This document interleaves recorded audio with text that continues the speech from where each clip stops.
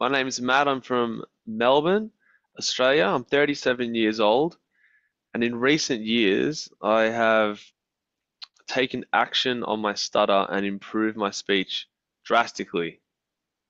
So, I first noticed my stutter at age 5, and only recently at age 34 did I finally talk about it to other people and find the right help and make a massive improvement in not only not stuttering, but working on getting better at communication. So I've reached out to a whole bunch of people, led me from one person to the next, and I've found myself talking to a lot of people in similar situations.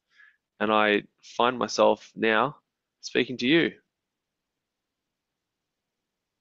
And it's an honor to have you on our channel. All I want to say is when I spoke to you for the first time, I was even thinking, wow, this is a massive transformation. And I would like you to share from your journey, right from childhood, teens, high school, uh, university, until the present day. How was this journey? What worked? What didn't work? Sure, well, when I was 5 years old, I first noticed my stutter speaking to a neighbor down the street. And I don't know whether it was because she did a little stutter when she spoke and I mirrored her, but the words didn't come out. And I thought, oh, that's a bit strange. And then I also realized that my grandfather had a stutter. So as I grew up, I would talk to him and he would stutter away. And I always thought maybe it's hereditary. I've got it from him in a way. Then, as I went through school, my parents and my family knew because they listened to me all the time. But I became very good at hiding it. So I'd use different techniques. I should explain the main style of my stutter is that generally on words that start with a hard sound like D or G or B, those words all those sounds are the main ones that can cause me trouble. So over the years, I developed little techniques. Most of it was to just avoid speaking all together, but there would be my main technique was to breathe all the way out and then speak on this last bit of breath on those difficult words. And I always felt that I didn't want to use these techniques. I didn't want to stutter around other people. So I avoided certain situations and avoided saying things that I wanted to say or avoided voicing my opinion when I wanted to, but I just wanted to avoid stuttering. So I got a bit of speech therapy when I was in primary school. The speech therapist came to our school and I had a session or two with them, but they wanted to do the technique where you do soft onsets and slow down joined speech. And being so full of energy and young, I could never stick to it. So many years went by, and I got to high school about year 10, and I decided again I would do speech therapy. I went to a few sessions, but again, nothing stuck. Just after, I did a few presentations in high school, which absolutely terrified me because when I was up in front of the class, I knew my stutters will come. And when I was in front of the crowd, in front of the audience, I had a few moments where I had to breathe out and look weird, and I must have been tensing and turning red. And those memories really stuck with me for a long time. I remember being in university and doing a speech about microeconomics, which I didn't know anything about, and we had a packed shoot room, like a tutorial room of about 30 odd people, and it was part of a group presentation, myself and two other people, and the other two, I remember just listening to them speak and just thinking their level of fluency was just amazing. I was in awe of how they spoke. And then it got to me, and I was choppy and changing and replacing words. And the thought of getting up in front of people just haunted me after that. I did a couple more speech therapy sessions at about age 24, 25. Went for about 6 months, but never really made a connection until somebody came to my work when I was working at a law firm in client services in about 2015. And he had a stutter, but I noticed something different. Whenever he stuttered, he kind of stopped himself, used the technique, and spoke again and sort of corrected himself clearly. And I couldn't bring myself to talk to him about stuttering because I thought it was too embarrassing and he'd be feeling awkward and I'd be feeling awkward. So I just avoided the whole thing. But after he left the company and I left the company, a couple of years later, I reached out to him on social media and I said, I've been admiring you from a distance, but how do you work on your speech? What do you do? Because I need help. It wasn't so much my outward speech and stuttering, it was more my internal thinking about stuttering and hiding the secret from everybody for so long. So in about 2019, I messaged him, and in 2020, I went to his house and met up with him. He'd mentioned to me about the Maguire program, where he said you go away for a week and you do a stuttering boot camp, and there you learn all these techniques, and it's great. So I wanted to sign up, but he told me that he didn't like it anymore, or he didn't work for them anymore because he was an instructor there at one point in time. So he said, "Look, there's other options. We'll see what we can do." So he put me in touch with a guy that he really liked from there called Chris. And Chris just happened to live near me. And I called him up on a Tuesday night at about dinner time, and he has a chat to me and just explains everything to me. And I was just overwhelmed with emotion. So a couple of weeks later, I went to his house and he sits me down and made me look at myself in front of a mirror. And I'm thinking to myself, how am I going to fix my stutter looking into a mirror? I stared into this mirror for about 2 minutes, 2 or 3 minutes, like a long time. And then all of a sudden, my eyes just started filling up with water and I just started bawling my eyes out, just crying and emotionally overwhelmed. And I looked at him and he's like, just keep looking.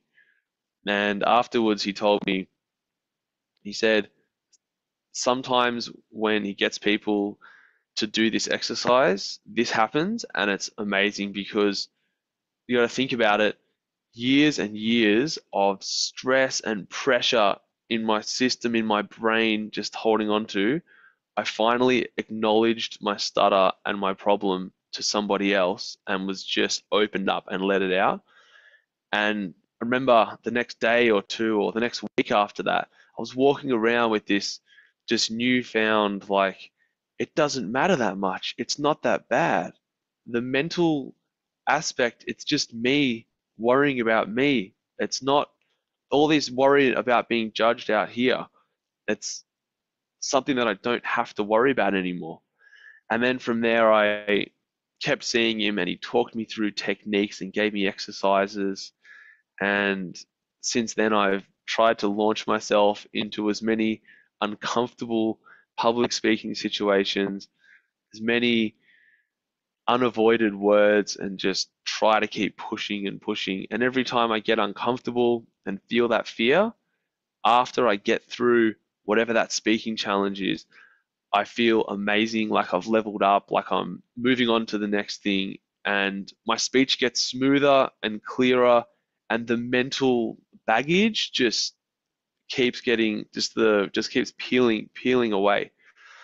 And just in the last few years, I would never have thought to join a stuttering community, or even I couldn't even type the word stuttering into Google because I would be worried that somebody would look up my history on my computer and then find out that I have a stutter and that I was worried about it. I didn't want them to know.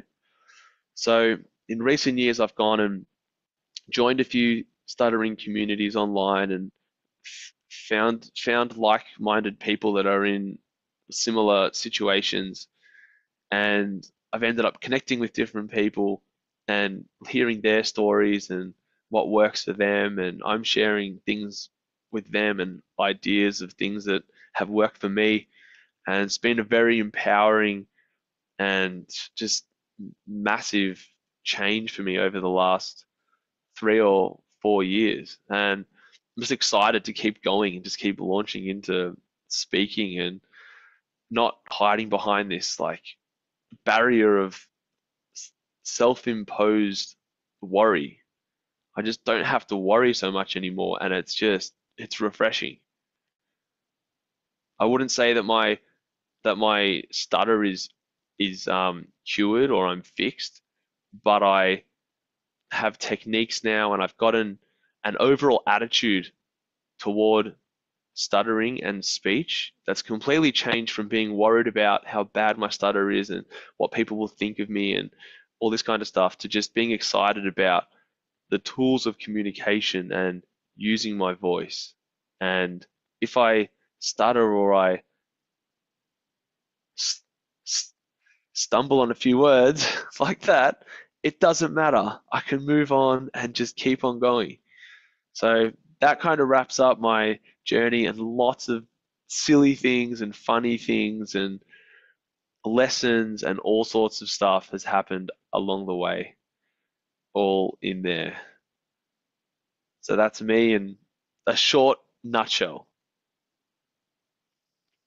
Well, it's been a journey of roller coaster, but yeah, I do reckon with you that technically, even I never Googled stuttering. So I think at the root, at least me as a person who stutters and yourself, we were so conscious or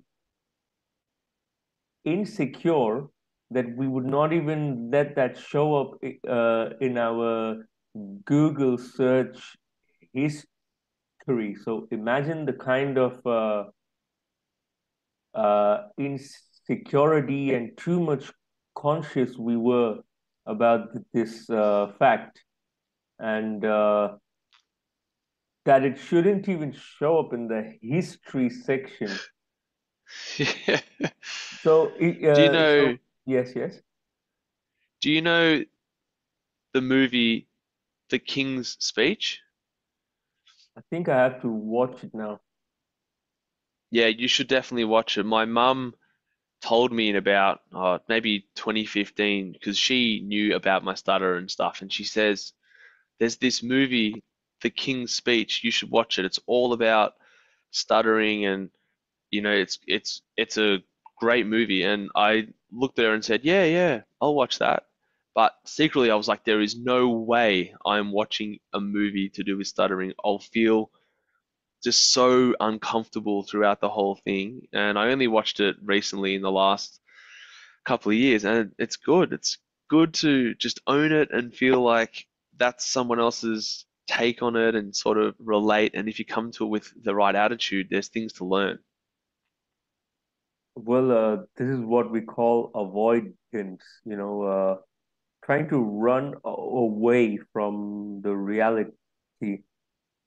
And the minute you mentioned this in our last conversation, that the minute you turn things 180 degrees, then things start moving in the opposite direction, which is towards awakening about the stutter, through facing it rather than running away, and to learn more about the stutter and what's going on in the mind. So when This is so exactly right. so how did you deal with this the transition phase? When you were moving in one direction, which was running away versus running towards it. It What I takes realized was time, right, to get used to start takes learning about time. something that you wouldn't even Google or not even see. Exactly. Well, what I realized was it's going to take some serious action.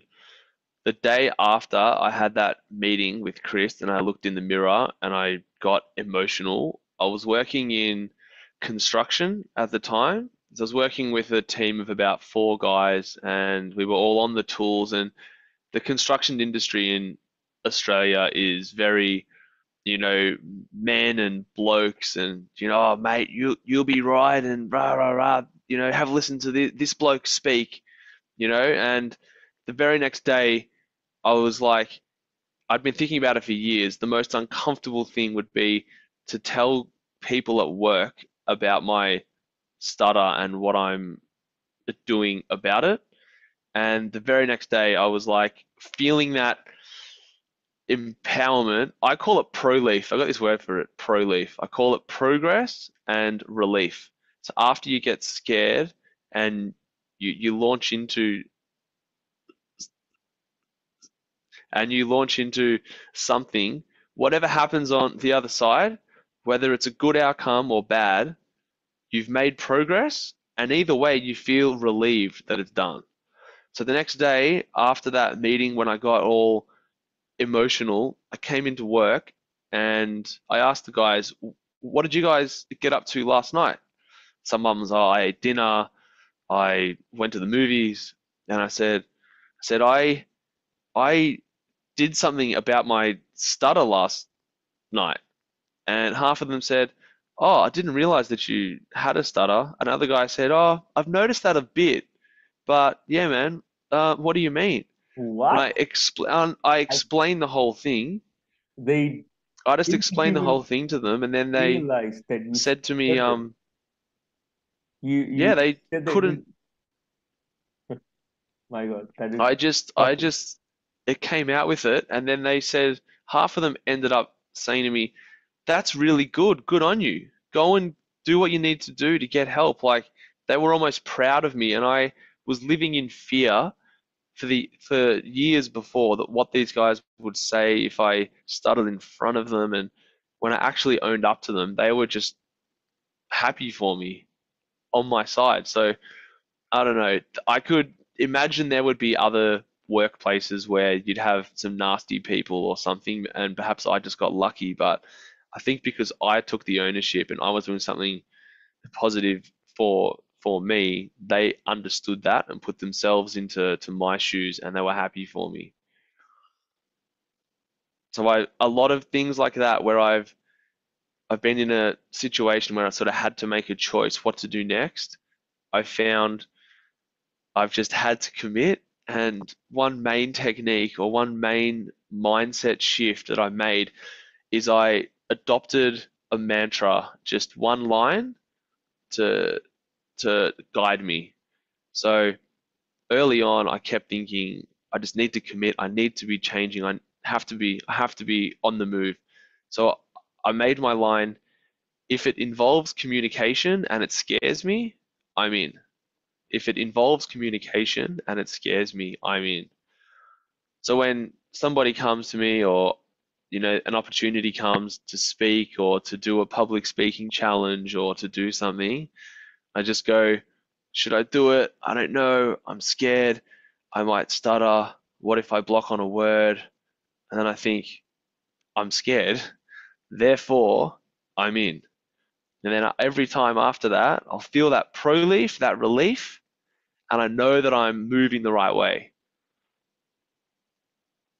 So that's been the main way that I've approached everything in the last 4 years. I'm sure you were thinking it was so casual for them to say, "Oh, we did it. We didn't even notice you stuttered." And the other colleague said, "Yeah, I thought that was a bit of a stutter, but I wasn't really sure. So can you imagine it was that casual for them, but it Yeah, was not at all casual for me, for you. this is right. You know, when some days I'll get, like in the past, particularly, or in the last 10 years, like particularly between about 2010 and 2020, some days I won't do any physical work. I'll be at work at the desk, um, Mm. not thinking too much, have a quiet day. But I'll get home and I'll be so tired at night. And I'll be Mm. like, why am I tired? And I'll realize I'm tired because my brain has been on fire thinking about words and stuttering and worrying about stuttering and speech and breaking down words and what I could say and avoid and change and what people will think. And then Mm. it's just that to me is more of what the problem is. So with those guys on the construction site, you're completely right. They just have a casual line. Oh yeah, I noticed that a little bit, but whatever. Whereas I'm just like, no, no, this is consuming my brain literally 80% of the day. I'm thinking about that more than anything else. Yes. In your mind's like, no, no, this was a big deal for me, and you're like, ah, yeah, I just noticed it. So Yeah, yeah. no, no, no, this was a big deal. This is now consuming, but I'm glad that you mentioned that uh, thinking about stuttering is like thinking about the future, and that can really drain energy in the present, similar for any past experience that you might have. You keep thinking about it Definitely. so much, it just drains energy in the present. And I think I from my personal experience as well, stuttering is more, in my case, it is more when I am thinking about the future of that word or that sentence, how that word and sentence is going to shape up, and will people understand what I'm trying to convey? That is still thinking about the future, but the minute I am in the present moment,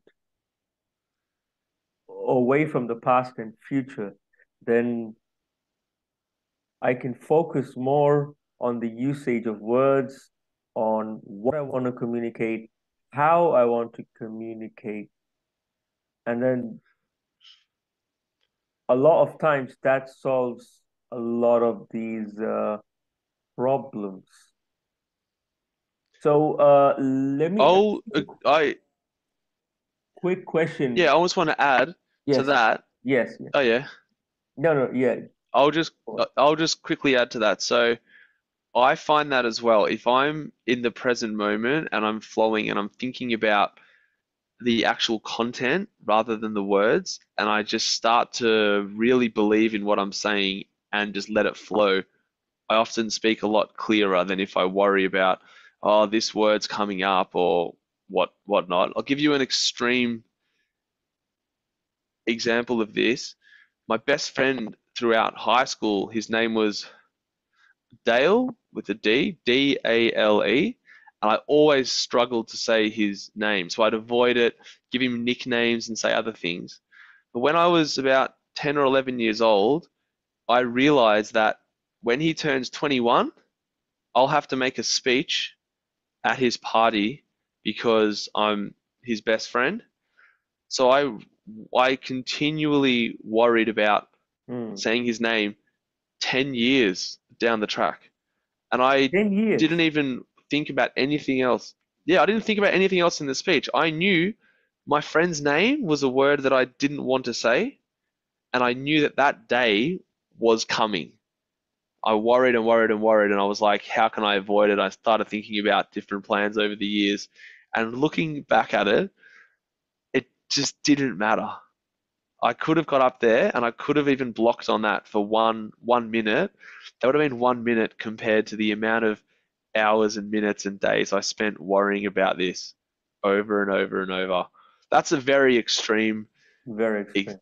example, but I remember the week before that I was on holiday and I was flying back on the plane the night before that 21st, and I had to make that speech. And it was a nighttime flight, and everyone else on the plane was asleep and relaxing, and I was up, and I'm like practicing saying his name, Dale, Dale, Dale, Dale, Dale, and then I just kept thinking it won't come out like that. It will not come out like that. And then in the end, I ended up using that breathing out technique, Dale, and every time I said it, I just went Dale.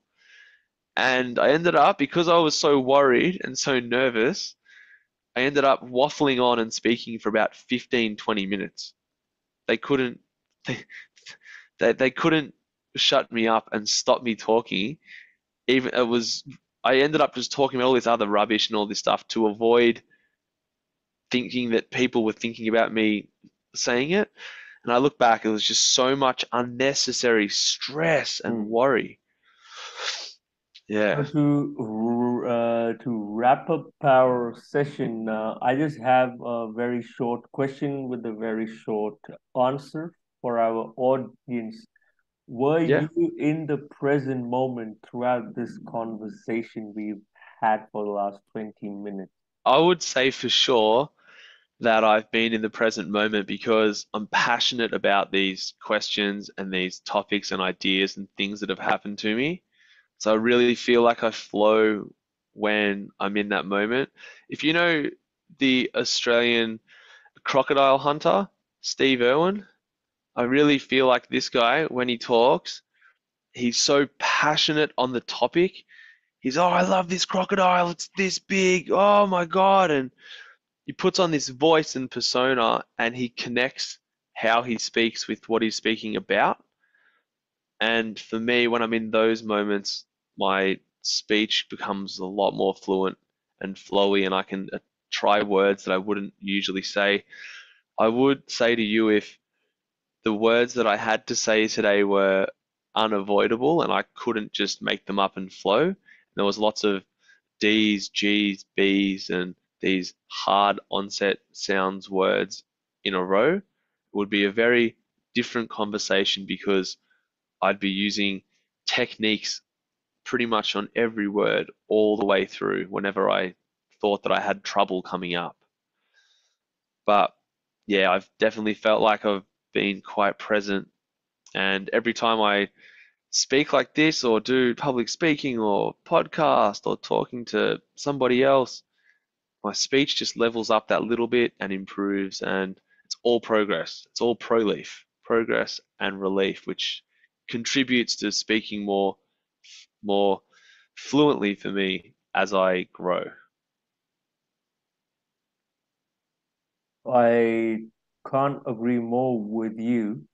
I feel like the present moment uh, is actually thinking about the word that I'm going to speak now, and all this process happens in a fraction of a second.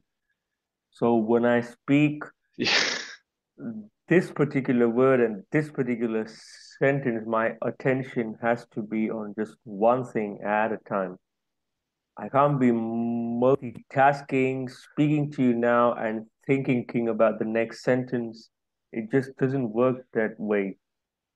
W- We're humans, not robots. We're not Chat GPT. Yes.